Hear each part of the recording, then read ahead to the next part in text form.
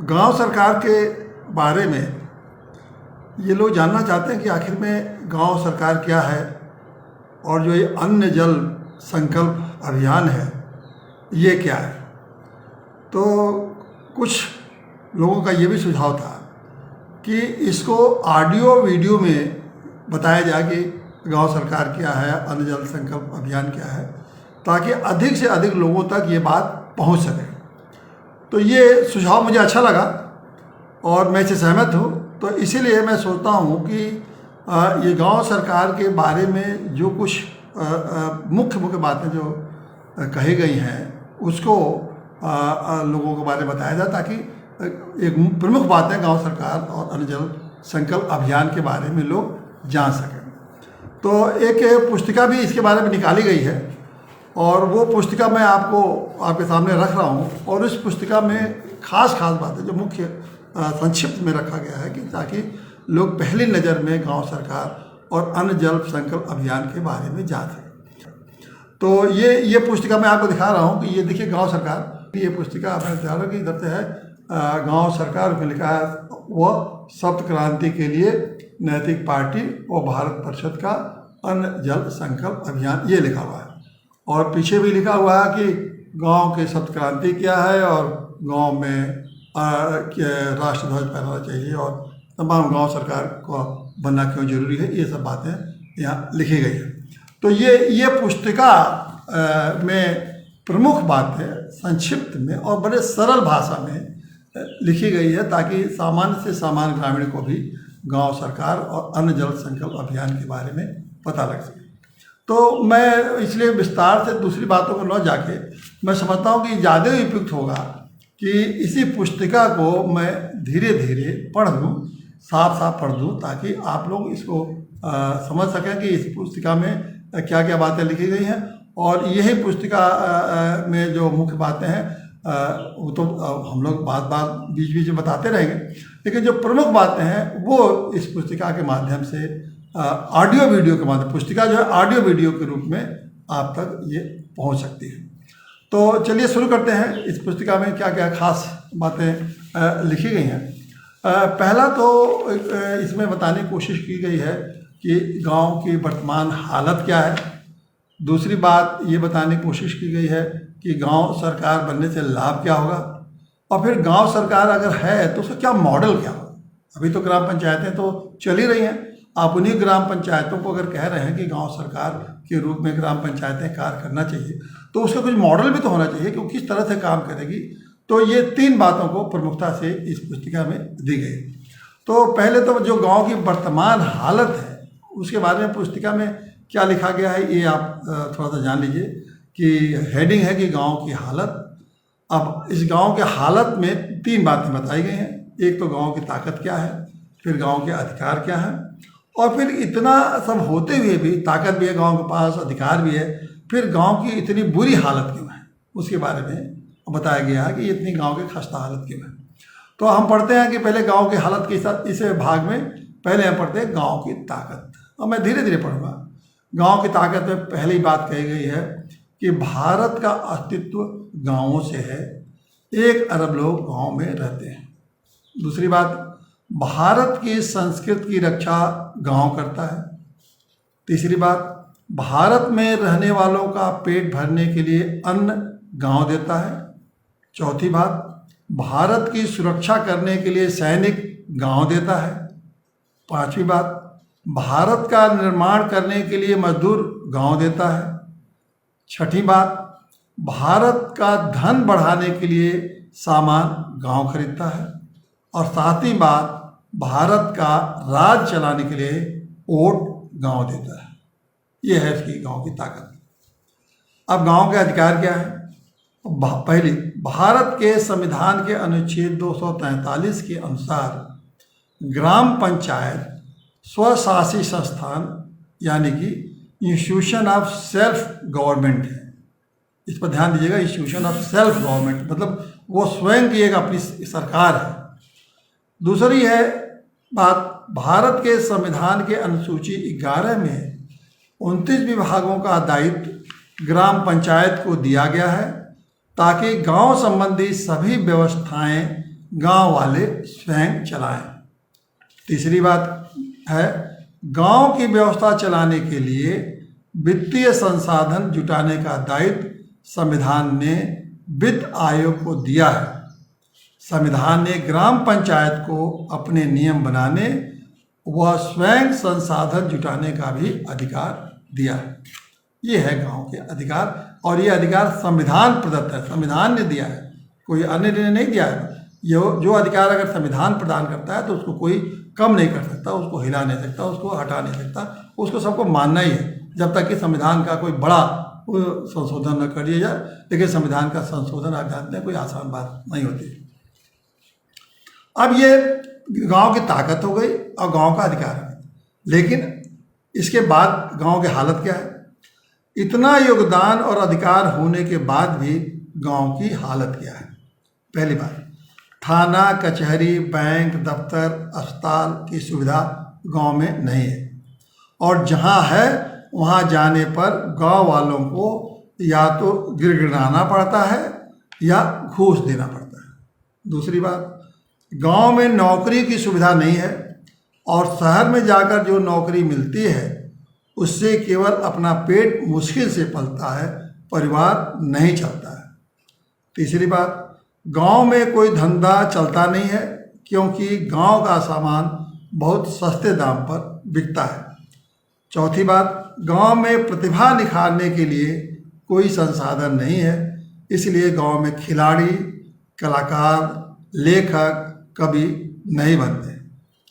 पांचवी बात, गांव में अवसर न होने से कोई रहना नहीं चाहता है, वहाँ अब मजबूर लोग ही रहते हैं, इसलिए गांव बेरोजगार, बीमार, असहाय लोगों की बस्ती बन गई। छठी बात, गांव वालों की गरीबी व बेबसी का फायदा उठाकर राजनीतिक पार्टियों ने गांव में जातिवाद, विद्वेष व घृणा का माहौल पैदा कर गांव की एकता को नष्ट कर दिया है, जिससे गांव की सामूहिक ताकत खत्म हो गई है। नेताओं ने गांव को भिखारी बना दिया। ये है गांव की हालत, ये इस पुस्तिका के रूप में जो लिखी गई है, और इसे आप, मैं नहीं समझता कि इससे आप सहमत नहीं होंगे। जो सच्चाई है वो यही है गांव के हालत के बारे में। अब मान लीजिए गांव सरकार बन जाए तो क्या फ़ायदे हो सकते हैं, और इसके क्या फ़ायदे होने की व्यवस्था कहाँ है? तो ये जो मैंने अभी चर्चा की ना कि गांव एक संवैधानिक व्यवस्था है, जो हम लोग बात कर रहे हैं, तो संविधान ने ये अधिकार जो दिए। अब गांव सरकार का लाभ क्या होगा ये जान लीजिए। गांव सरकार का लाभ के बिंदु कुछ है जिसमें कि हम आपके सामने रखेंगे। गांव के प्रत्येक व्यक्ति को अपने गांव सभा में विधायक जैसी हैसियत होगी। दूसरा, ग्राम पंचायत के सदस्य की मंत्री जैसी हैसियत होगी। जो ग्राम में वार्ड के सदस्य होते हैं उनको अगर हैं चुने हुए तो उनकी हैसियत मंत्री जैसी होगी। तीसरी बात, ग्राम पंचायत के प्रधान की मुख्यमंत्री जैसी हैसियत होगी। चौथी बात, संविधान के अनुसूची 11 में ग्राम पंचायत के अधीन जो 29 विभाग दिए गए हैं उनमें प्रत्येक विभाग के लिए 5 ग्राम पंडित नियुक्त किए जाएंगे।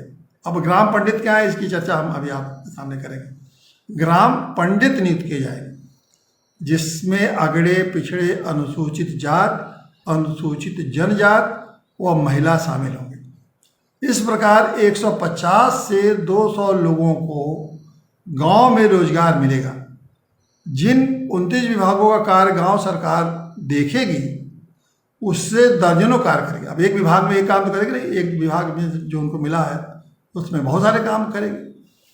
लेकिन उदाहरण के लिए प्रत्येक विभाग का एक एक कार्य आपको समझने के लिए नीचे दिया जाता है। अब ये जो गांव का जो 29 विभाग है वो क्या है उसकी हम यहाँ उल्लेख है इसमें। और अगर एक एक विभाग का एक एक काम भी अगर गांव पंचायत करने लगे समझ लीजिए तो कम से कम 29 काम करेंगे। 29 काम से देखिए 29 काम को अगर मैं पढ़ रहा हूँ आप देखेंगे कि 29 काम अगर केवल गांव कर दे तो बहुत कुछ गांव का 50% गांव तो ऐसे बदल जाएगा। तो अब वो 29 विभाग में हम उदाहरण के लिए मतलब एक विभाग जो मिला है उसमें अगर एक काम गाँव करे तो क्या बदलेगा। तो एक एक काम का उदाहरण के लिए जा रहा है। अब पहला गाँव पहला देखिए, जो 29 विभाग का है उसका मैं जिक्र करता हूँ। पहला विभाग जो संविधान में दिया गया कि जो ग्राम पंचायतों को दिया गया है वो है कृषि व कृषि विस्तार। अब इस विभाग में अगर एक काम करे, गांव में ही गांव की फसल को सरकारी मूल्य पर खरीदा जाएगा। सिर्फ एक काम, अगर सरकारी मूल्य पर सामान गांव का वहाँ उनका जो खरीद लिया गया गांव की फसल, तो कहीं न जाने का झंझट, कहीं आने का झंझट, और वहाँ सही मूल्य मिल जाएगा, कोई कमीशन खोरी का भी बात नहीं रहेगी। तो मैं इसको विस्तार से नहीं बताऊंगा, केवल हम पढ़ते जाऊंगा, ताकि मतलब उदाहरण के लिए आपको मैंने बता दिया कि अगर एक एक काम एक एक विभाग के गांव के लोग करने लगे तो ये स्थिति बनेगी। दूसरा है भूमि विकास। इसमें एक काम है जमीन का बंटवारा, मेड़ चक आदि का विवाद गांव में ही सुलझ जाएगा अगर ये गांव खुद करने लगे। पशुपालन तीसरा विषय है। पशुओं के रख रखाव के लिए गांव में बड़े बड़े आधुनिक पशु बाड़े बनेंगे जहां गांव के लोग अपने पशु रख सकेंगे। चौथा है लघु सिंचाई। प्रत्येक खेत तक सिंचाई की सुविधा पहुंचाने के लिए पाइप के माध्यम से पानी पहुंचाया जाए। पांचवा है मत्स्य उद्योग। गांव के पोखरा व तालाबों का ठेका पहले गांव वालों को दिया जाए। छठा है सामाजिक वानिकी। सार्वजनिक स्थलों पर पेड़ लगाने के लिए प्रोत्साहन राशि दी जाएगी। सातवां है लघु वन उपज। प्रत्येक गांव में एक औषधि वन बनेगा जहां जड़ी बूटी और औषधि वाले पौधे लगाए जाएंगे। आठवां है लघु उद्योग। लोहार, बढ़ई, दर्जी जो अपना छोटा व्यवसाय कर रहे हैं उनके लिए सहायता व दुकान दिया जाएगा।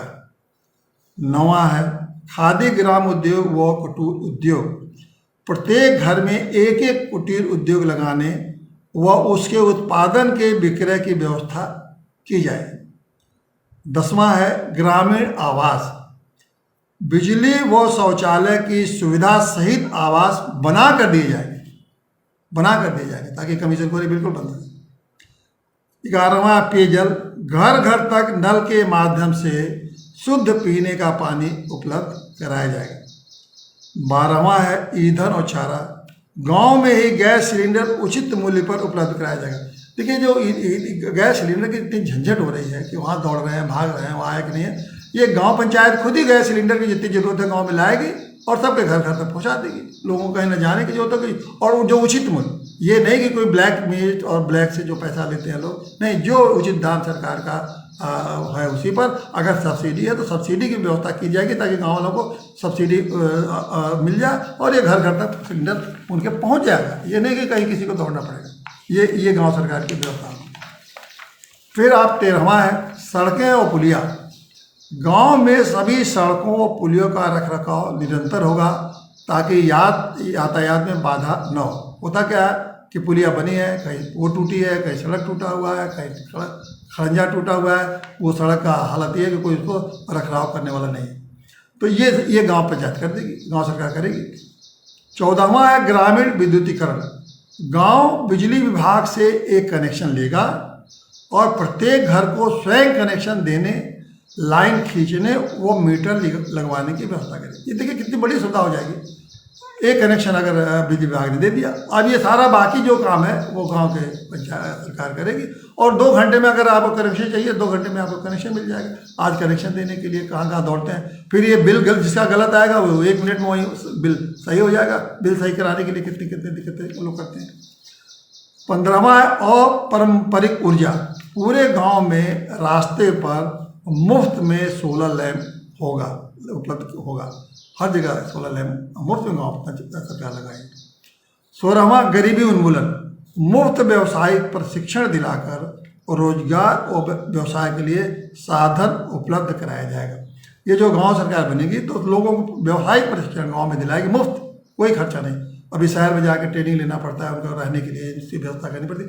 यहाँ गांव में ही उनको दिलाया जाएगा। और उतने ही नहीं है, फिर कैसे उनको रोजगार कहाँ उपलब्ध हो सकता है ये भी गाँव सरकार व्यवस्था करेगी। फिर शिक्षा 17वां है गांव में पढ़े लिखे योग्य व्यक्तियों को अध्यापन का प्रशिक्षण दिलाकर गांव के स्कूलों में नियुक्त किया जाएगा और उच्च स्तरीय शिक्षा दिलाई जाएगी। ये एक बहुत बड़ा क्रांतिकारी कदम होगा कि जो गांव में पढ़े लिखे लोग हैं, MA हैं, BA हैं, लड़कियां पास हैं, लड़के पास हैं, बहुएं बहुत सी हैं पढ़ी लिखी हैं, उन लोगों को उनको शिक्षण दे के प्राइमरी स्कूल और मिडिल स्कूल तक गाँव की व्यवस्था है ही है, उसमें उन्हीं को रखा जाएगा ताकि वो ढंग से पढ़ावें, जिम्मेदारी से पढ़ावें, और उस पर गाँव का पंचायत सरकार उस पर नियंत्रण रखेगी। अगर नहीं ढंग से पढ़ाए जाएंगे उनको हटा देंगे। तो कम से कम उनको ये लगेगा कि अपने बच्चों को पढ़ा रहे हैं तो अच्छी से अच्छी शिक्षा देने के लिए उनको वो सारे अच्छी से अच्छी शिक्षा, उच्च स्तरीय शिक्षा गांव में ही मिल जाएगी। 18वां है तकनीकी प्रशिक्षण और व्यावसायिक शिक्षा। गांव के लोगों को तकनीकी प्रशिक्षण प्राप्त करने के लिए सहायता दिया जाए। ये बहुत बड़ा समस्या है कि बहुत से बच्चे तकनीकी प्रशिक्षण चाहते हैं लेकिन उनके पास पैसे नहीं है कि जाके तकनीकी प्रशिक्षण लें, तो कि तो गांव में दिलवाएंगे, अगर नहीं है तो उनकी मदद करेगी गांव सरकार और जाके उनको तकनीकी प्रशिक्षण दिला के और उनको रोजगार दिलाने के लिए मदद करेगी। प्रौढ़ शिक्षा 19वां है गांव में अस्थायी प्रौढ़ शिक्षा केंद्र की स्थापना, जहां जब चाहे तब अपनी रुचि के अनुसार शिक्षा ग्रहण कर सके। 20वां है पुस्तकालय। गांव के पुस्तकालय की स्थापना होगी, वहाँ डिजिटल पुस्तकालय होगा। मैं नहीं समझता किसी गांव में पुस्तकालय और पुस्तकालय कहीं होगा तो डिजिटल पुस्तकालय होगा। आज तो डिजिटल पुस्तकालय क्या बना है, ये अब पुस्तकालय डिजिटल हो जाएगा तो कितनी सुविधा हो जाती है। आप समझ सकते हैं कि जो लड़के ट्रेनिंग के लिए और बाहर पढ़ के जाना चाहते हैं उनको कितनी सुविधा में सारी डिजिटल वहाँ उपलब्ध रहेगा और दुनिया के किसी भी सूचना को उनको प्राप्त करना वहाँ से प्राप्त कर लेंगे। तो ये गाँव सरकार करेगी। ये 20वां विषय है। 21वां विषय है सांस्कृतिक क्रियाकलाप। गांव की सांस्कृतिक क्रियाकलापों को बनाए रखने के लिए समय समय पर कार्यक्रमों को कराया जाएगा। साल में एक दिन गांव दिवस मनाएगा जहां लोगों को पुरस्कृत किया जाएगा। सांस्कृतिक क्रियाकलाप तो समझ लीजिए कि खत्म ही है। गांव में कोई सांस्कृतिक क्रियाकलाप जो पहले होते तो वो खत्म हो चुके हैं। लेकिन अब ये जो 21वां विषय है इसमें गाँव पंचायत के अधिकार है, ये सांस्कृतिक क्रियाकलाप के तमाम कार्यक्रम बनेंगे। एक गाँव दिवस बनाया जाएगा, उसमें जितने क्रियाकलाप हों उनको सम्मानित किया जाएगा। और इतने नहीं है, लोगों को बाहर के लोग जो गांव से बाहर निकल के बड़े बड़े देशों में और बड़े बड़े पदों पर पहुंचे उनको बुला के और उनके साथ गांव दिवस मनाया जाएगा। एक माहौल बनेगा कि गांव का क्या विकास है और तमाम लोग उसमें योगदान भी करेंगे। 22वां विषय है बाजार व मेले। जिन गाँव में बाजार व मेले लगते हैं उनको बेहतर व सुविधाजनक बनाया जाएगा। 23वां है स्वास्थ्य और स्वच्छता। प्रत्येक गांव में एक स्वास्थ्य केंद्र जहां हर प्रकार के टेस्ट मुफ्त में होंगे तथा सप्ताह में एक दिन चिकित्सा की सुविधा होगी। प्रत्येक वार्ड में एक एक सफाई कर्मचारी नियुक्त किया जाएगा जो उसी वार्ड का हो। देखिए ये बहुत बड़ी सुविधा है कि ये तो गांव में स्वास्थ्य का नाम पर तो कुछ है ही नहीं है। तो एक स्वास्थ्य का टेस्ट करने वाला तो परमानेंट अस्थायी रूप से गाँव में रहेगा। जिसको ब्लड टेस्ट करना है, शुगर टेस्ट करना है और भी किसी प्रकार का टेस्ट करना है वो वहीं पर अस्थायी रूप से रहेगा। और हर संडे को रविवार को कोई ना कोई डॉक्टर आएगा और देखेगा कि कौन टेस्ट हुआ है कि किसकी कौन सी बीमारी है। तो 50% बीमारी तो लोगों को गाँव में ही ठीक हो जाएगी, थोड़ा बहुत दवा से ठीक हो जाएगी। और मुश्किल से 10-15% लोगों को जरूरत पड़ेगी जो कि शहरों में जाएँ, जहाँ के इतना शहरों में जाने से उनको कितना पैसा खर्च होता है और एक टेस्ट कराने में हज़ारों रुपये खर्च होते हैं, वो गाँव में हो जाएगा। और अभी स्वास्थ्य कर्मचारी, सफाई वाला कर्मचारी, एक सफाई कर्मचारी क्या गांव का सफाई करेगा? इसलिए गांव सरकार जो है हर वार्ड में एक सफाई कर्मचारी रखेगी गांव के लोगों को, और उनको 40,000 तनख्वाह नहीं देगी। गांव पंचायत की जैसी आर्थिक स्थिति होगी उनको हर वार्ड वालों को मान ली 15 वार्ड है तो 15 सफाई कर्मचारी रहेंगे और सब काम करेंगे उसमें और सफाई करेंगे। और गाँव के उनको कोई दिक्कत भी नहीं होगी, गाँव में रहना है और उनको सफाई का काम करके फिर अपना खेती का जो काम करना वो भी करते रहेंगे। गांव में जो भी रोजगार उपलब्ध कराया जाएगा, जो भी नौकरी दी जाएगी, उसमें ऐसी व्यवस्था की जाएगी कि वो अपना काम तो करें ही, साथ साथ खेती बाड़ी तो करें ही, लेकिन साथ साथ ये जो गांव सरकार के जो काम है उसको भी करें। तो उसे उनको कुछ 4,000-5,000 तक वेतन मिल जाएगा और उसके बाद वो अपने गाँव का काम करेंगे तो बड़े खुश रहेंगे कि गाँव में अपना योगदान कर रहे हैं। और इसीलिए इनको नाम दिया गया ग्राम पंडित। मतलब जो काम करने वाले जो ग्राम में हैं इन लोगों को ग्राम पंडित नाम दिया जाएगा। ये ग्राम पंडित है, ये गांव का काम करेंगे और उसके साथ अपना काम भी करेंगे। अब 24वां है परिवार कल्याण। परिवार नियोजन के लिए घर घर में गर्भ निरोधक दवाइयाँ व साधना उपलब्ध कराया जाएगा।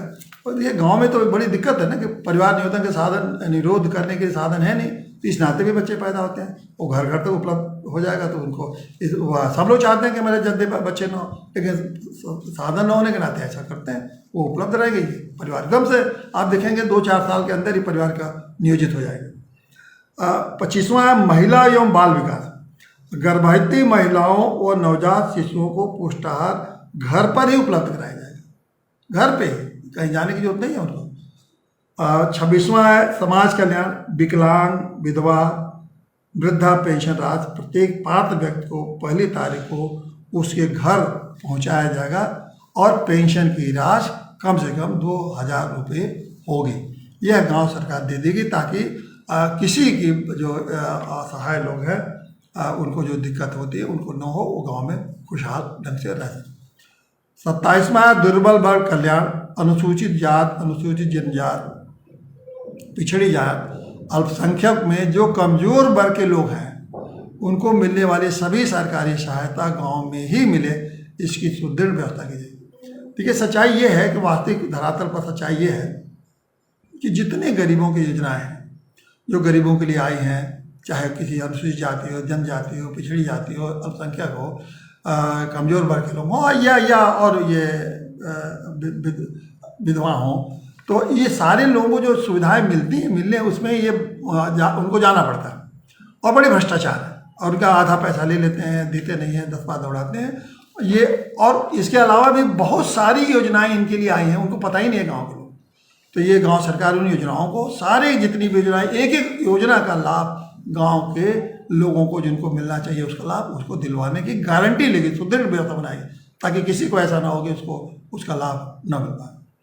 28वां है सार्वजनिक वितरण प्रणाली, जिसमें कि राशन बढ़ता है। जिन लोगों को सार्वजनिक वितरण प्रणाली के अंदर राशन, तेल, चीनी इत्यादि की सुविधा मिली है वह उनके घर पहुंचा दी जाएगी। जो तारीख पे पहुंचाना हो घर घर तक उनको पहुंचा दिया जाएगा, उनको भी कहीं जाने की जरूरत नहीं है। 29वां है सामुदायिक संपत्ति। सामुदायिक संपत्ति का मतलब ये कि जो कम्युनिटी प्रॉपर्टी, मतलब गांव पंचायत की संपत्ति या सरकार की संपत्ति, इसको सामुदायिक संपत्ति कहते हैं। इसमें है कि गांव में सार्वजनिक उपयोग की जगह जैसे स्कूल, पार्क, खेल मैदान, चिकित्सा केंद्र, पार्किंग स्थान, नदी, कुआं, पोखरा सबको साफ सुथरा व उपयोगी बनाया जाएगा। गांव में एक विशाल मैदान विकसित होगा जहां गांव की बैठक हो सके, साथ ही साथ इसे खेल कूद, समारोह, शादी विवाह इत्यादि के लिए उपयोग किया जा सके। कई जगह नहीं है गांव में कि आप इस तरह की व्यवस्था खेल कूद, शादी समारोह कर सकें, ऐसी कोई जगह ही नहीं। यह भी उपलब्ध कराया जाएगा और अच्छे ढंग से, सुंदर ढंग से बनाया जाएगा और गांव में सरकार चलाएगी उसको।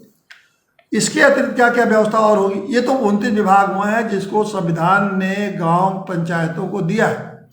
गांव पंचायत के मतलब हम लोग कहते हैं कि ये ग्राम सरकार अगर बन गई तो ये 29 विभाग का अधिकार उसको मिल जाएगा। और ये 29 विभाग का, जैसे मैंने कहा कि एक एक काम, अगर एक एक काम गिनाए मैंने, एक एक काम करे तो आप सोचिए कि गाँव का कायाकल्प एक एक काम करने से होगा। लेकिन मैं तो कहूँ एक गाँव में, एक विभाग में 20 काम है, 20 काम करेंगे तो फिर गांव स्वर्ग बन जाएगा। यही तो हम लोग कहते हैं कि गांव को सरकार बना दीजिए, देखिए गांव स्वर्ग बन जाएंगे। अब इसके अलावा क्या क्या गांव में व्यवस्था होगी गांव सरकार का बनती है? तो गांव की फसलों, पशुओं व निवासियों की सुरक्षा के लिए सुरक्षा बल बनेगा। एक तो गांव सुरक्षा में गांव का अपना सुरक्षा बल। 31वां है गांव की अपनी न्याय व्यवस्था होगी जिसमें विवाद व आपराधिक मामले जो बहुत गंभीर नहीं है तय किए जाएंगे। न्याय व्यवस्था भी गांव में रहेगी। 32वां है सूखा, बाढ़, महामारी, गंभीर बीमारी और सामयिक मौत के लिए जो सरकारी योजनाएं हैं उसका 100% लाभ गांव में ही दिलाया जाएगा। जितनी भी सरकारी योजनाएं हैं गांव में ही लाभ उनको, ग्राम सरकार की जिम्मेदारी होगी कि उसका लाभ दिलाया जाए। किसी व्यक्ति के लिए लाभ लेने के लिए व्यक्ति को नहीं दौड़ना पड़ेगा, ये ग्राम सरकार की जिम्मेदारी होगी कि जिसको जो लाभ मिला हो वो गांव सरकार दिलाएगी। 33वां है गांव में रोजगार केंद्र होगा जो गांव के प्रतिभावान युवकों को देश विदेश में अच्छे से अच्छा रोजगार दिलाने में सहायता करेगा तथा साधन उपलब्ध कराएगा। इस केंद्र से ऑनलाइन शिक्षा व व्यावसायिक प्रशिक्षण भी दिया जाएगा ताकि गांव में रह रहे विशेषकर महिलाएं गांव में ही प्रशिक्षित होकर गांव में ही कमाई करते। कितनी बड़ी ये रोजगार, देखिए रोजगार न केंद्र न होने से गांव को भटकते रहते। बहुत से लोगों में क्षमता है, योग्यता है, कोई जानते नहीं, तो रोजगार केंद्र हर गांव में होगा और हर गांव में लोगों को रोजगार के बारे में बताया जाएगा कि इसमें प्रशिक्षण लीजिए, इसमें रोजगार मिल जाएगा, यहाँ नहीं मिलेगा, इस देश में नहीं मिलेगा, विदेश में उसकी संभावना है, उनकी यो सूचना हो जाएगी, वो विदेश के लिए तैयार किया जाएगा। मतलब ये गांव के सरकार ही उनको तैयार करके वो भेज के भेजेगी। अगर हर साल 2-4 लड़कों को विदेश में भेजने में गाँव सरकार सफल रहती है तो देखिए कितना बड़ा क्रांतिकारी ये परिवर्तन हो जाएगा। और महिलाएं जो बाहर जाके ये सब ट्रेनिंग वगैरह नहीं कर सकती हैं, वो गांव में ही ट्रेनिंग लेके और गांव में ही रोजगार कर सकती हैं। अब तो ऑनलाइन भी रोजगार से कमाई होने लगी।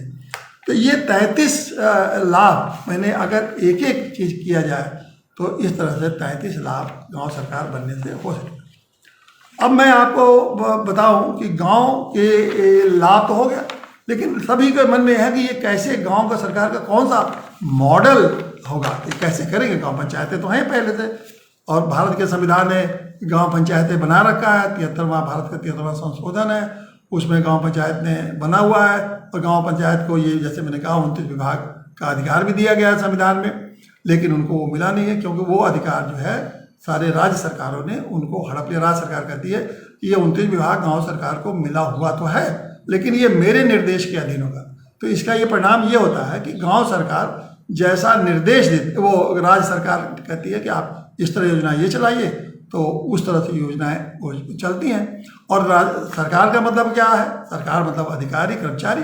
तो जो अधिकारी और कर्मचारी चाहते हैं उसी तरह गांव और पंचायतें काम कर रही हैं। तो एक तरह से ग्राम पंचायतें ग्राम सरकार नहीं है, ग्राम पंचायतें एक तरह से सरकार का विभाग है। और सरकार का विभाग का मत कहिए, इससे और आगे बढ़ कहिए कि ये अधिकारियों और नेताओं के गुलाम है। तो ये गांव जो है एक तरह से नेताओं और अधिकारियों के गुलाम है। वो लोग जैसे कहते हैं वैसे गांव वाले अपना कार्यक्रम चलाते हैं, उनको कोई किसी तरह की छूट नहीं है। जब तक शासनादेश राज्य सरकार नहीं जारी करेगी तब तक गांव में कुछ नहीं हो सकता है। तो ये गांव की गुलामी है, और इसी गांव को गुलामी को मुक्त कराने के लिए ही हम लोग कहते हैं कि सारा उनको अधिकार मिल जाए, वो स्वतंत्र हो जाए, अपने ढंग से करें। और ये तो मैंने जैसे आपके सामने उल्लेख किया, इतने इतने लाभ मिल सकते हैं। अब थोड़ा सबको ये रहता है, ये सवाल पूछते हैं लोग कि गाँव सरकार का जो आपका मॉडल है वो किस तरह से काम करेगा। तो उसके बारे में थोड़ा संक्षिप्त में वो भी मैं आपके सामने पढ़ दूं और आप इसे समझ जाएंगे। गांव सरकार वह कुंजी है जो गांव वालों को हमेशा के लिए नेताओं और अफसरों की गुलामी से मुक्त कर देगी। भविष्य में कभी भी कोई शक्ति गांव को गुलाम नहीं बना पाएगी। गांव एक रहकर अपने अनुभव, आपसी सहयोग व प्रयत्नों से आदर्श व्यवस्था देगा। भारत की संस्कृति जिसकी जड़ें गांव में है उसकी रक्षा करेगा। देश प्रदेश की सरकारें आती जाती रहेंगी, लेकिन गांव का सुखी व संपन्न जीवन निर्बाध गति से चलता रहेगा। अब गांव सरकार कैसे कार्य करेगी? ग्राम सभा का बजट सत्र होगा जिसमें तय किया जाएगा कि 29 विभागों में किस विभाग को साल भर काम करने के लिए कितना पैसा दिया जाएगा। ग्राम सभा के अन्य सत्र में विभागों द्वारा किए गए कार्यों का लेखा जोखा लिया जाएगा। ग्राम पंचायत सदस्य 2 से 3 विभागों के संचालक के रूप में कार्य करेंगे, उनको ग्राम संचालक कहा जाएगा। देखिए, ग्राम संचालक होंगे, जिनको सदस्य कहते हैं वो ग्राम संचालक के रूप में उनका नाम दिया जाएगा। और वही संचालक उनको, जैसे 29 विभाग है तो किसी को 2 विभाग, किसी को 3 विभाग दे दिया जाएगा, और उनकी जिम्मेदारी होगी कि उस विभाग को चलाना। प्रत्येक विभाग के कार्य संपादन के लिए गांव के 5 व्यक्ति प्रत्येक विभाग में नियुक्त किए जाएंगे। इनको ग्राम पंडित कहा जाएगा। देखिए, इनका नाम ग्राम पंडित होगा, क्योंकि जो विभाग हैं वो विभाग हैं। तो ग्राम पंडित का मतलब कृषि विभाग अगर देख रहे हैं तो कृषि पंडित हो गए, भूमि विकास देख रहे हैं तो भूमि पंडित हो गए, पशुपालन देख रहे हैं तो पशुपालन पंडित हो गए, लघु सिंचाई देख रहे हैं तो लघु पंडित सिंचाई पंडित हो गए। तो उनको जो है ग्राम पंडित देखा जाएगा। और उनके विभाग जो देखेंगे वो लोग 5 आदमी, मान लीजिए कृषि में 5 आदमी नियुक्त कर दिए गए, तो वो कृषि पंडित कहे जाएंगे। और वो कृषि संबंधी जितने भी गाँव की समस्याएं हैं उसको देखेंगे।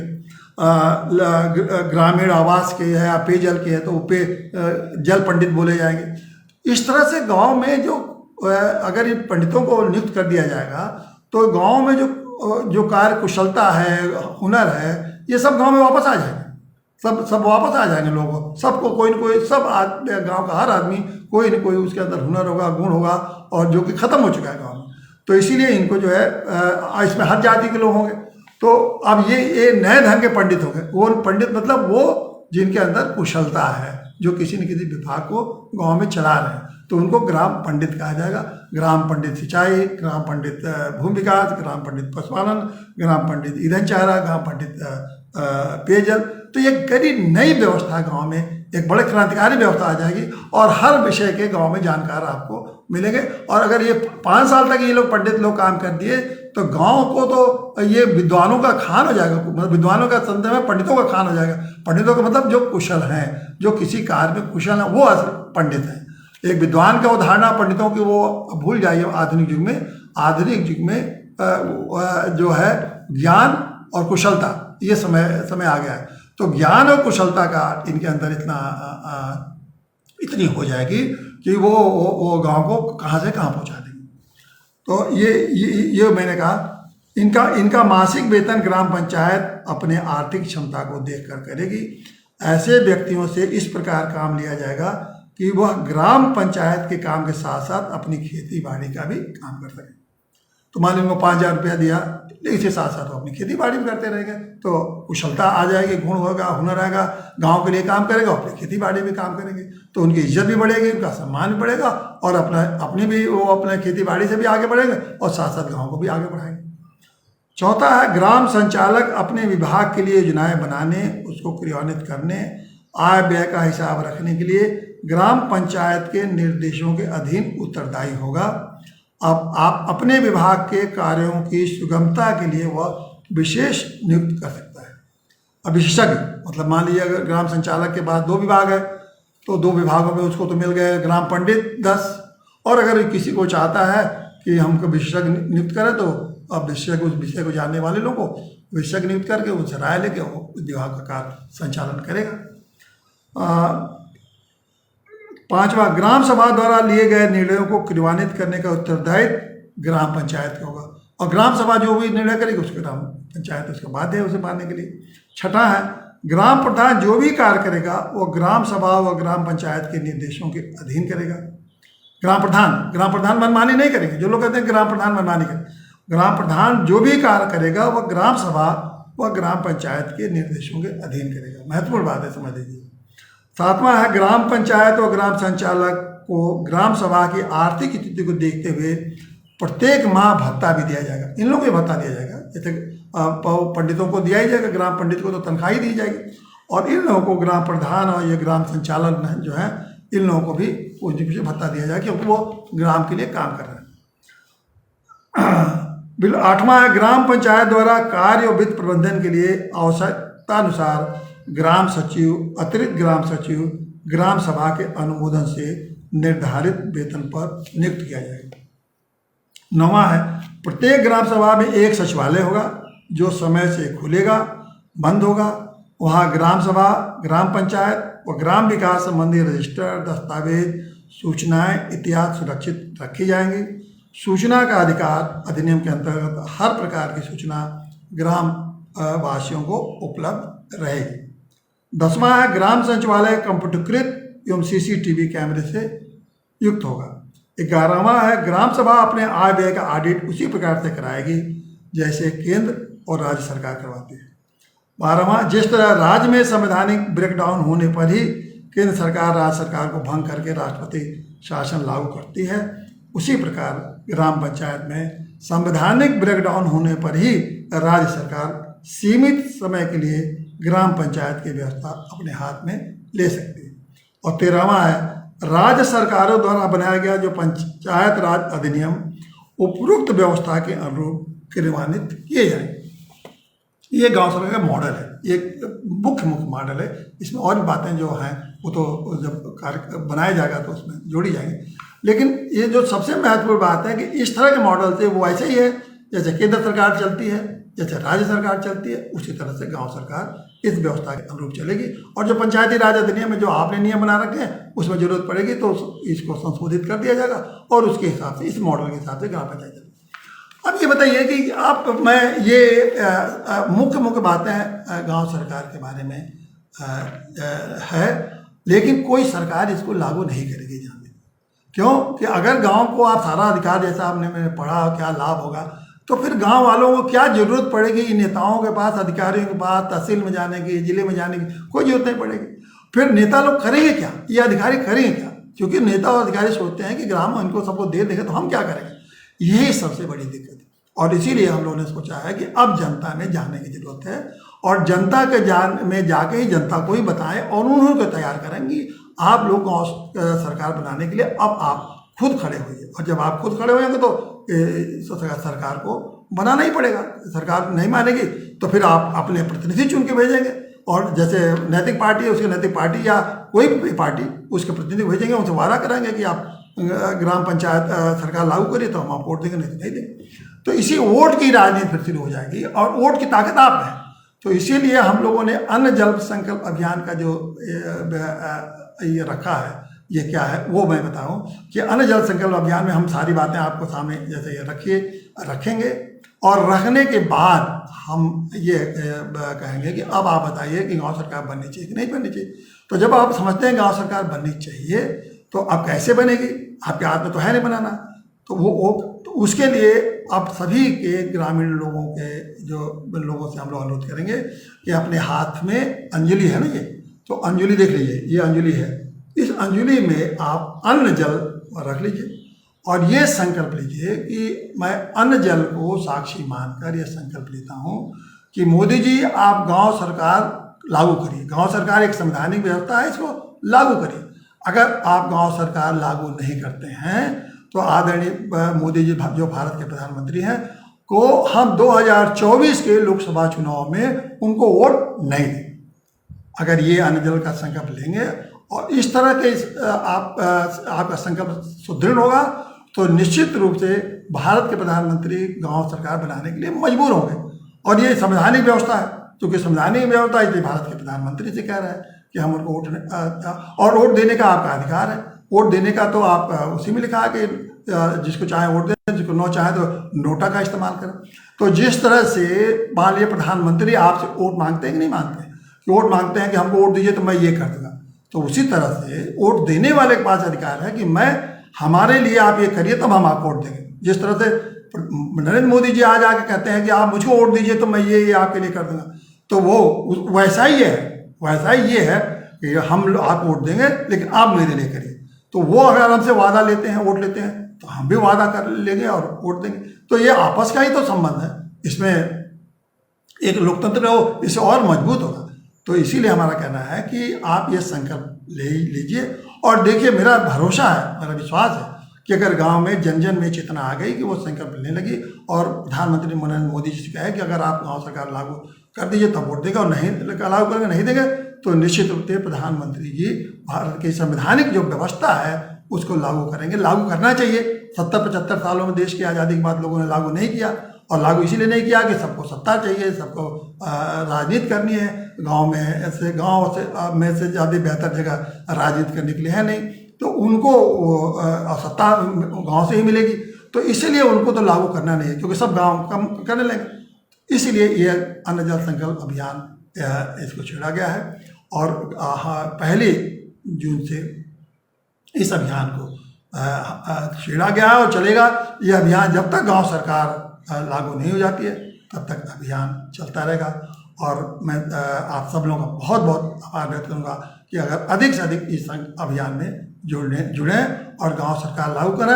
और एक बात मैं बहुत विश्वास के साथ कहता हूँ कि ये गांव सरकार ही इस देश का भविष्य है। जितना गांव मजबूत होंगे देश मजबूत होगा, जितने गांव खुशहाल होंगे उतना ही देश खुशहाल होगा। और जो गांव जो एक भारत के सोने की चिड़िया की आप कल्पना करते हैं ना, वो जब तक 1 अरब लोग गांव में रहते हैं वो मजबूत नहीं होंगे। उनका जो भारत की संस्कृति है वहीं रहती है, वो अगर आगे नहीं बढ़ेगी तो भारत कभी भी सोने की चिड़िया नहीं बन सकता है।